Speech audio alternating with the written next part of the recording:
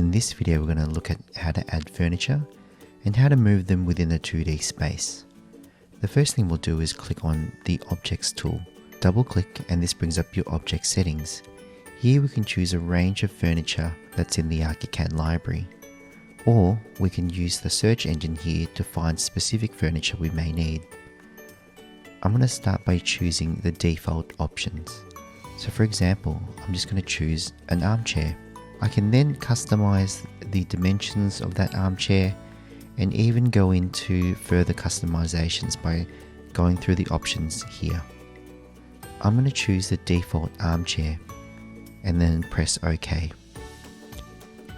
In my plan view, I'm going to click anywhere on my grid and you can see the chairs dropped into that 2D space. To move the furniture, what I'm going to do is use the arrow tool. Then I'm going to select that object, and what I'm looking for is for my cursor to come up with that little tick icon.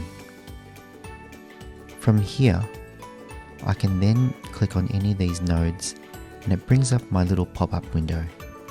This option here allows me to drag, while this option here allows me to rotate that object.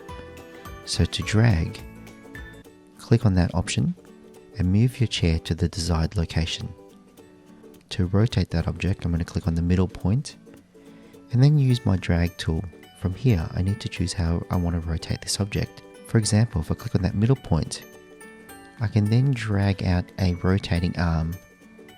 Click once, and then the second drag allows me to rotate that object.